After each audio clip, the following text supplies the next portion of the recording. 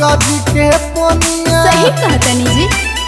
सुनी देखी बघावा भी माई साथे आइले बा, बड़ा खुश बाटे सौगत कोनो लाइल बा।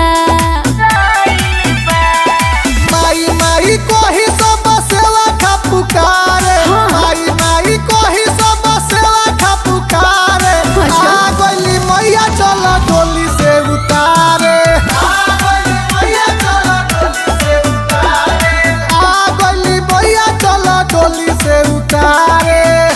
अरे सब माई के कृपा बाजी।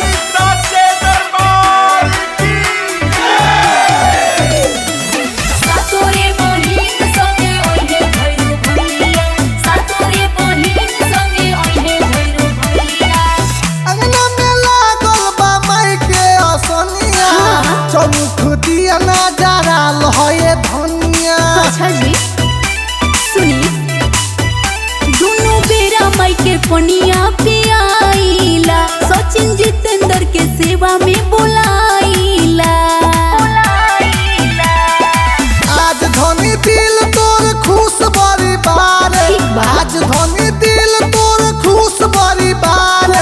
आ गइली मैया चल डोली से उतारे, आ गइली मैया चल डोली से उतारे, आ गइली मैया चल डोली से उतारे, आ गइली मैया चल डोली से उतारे।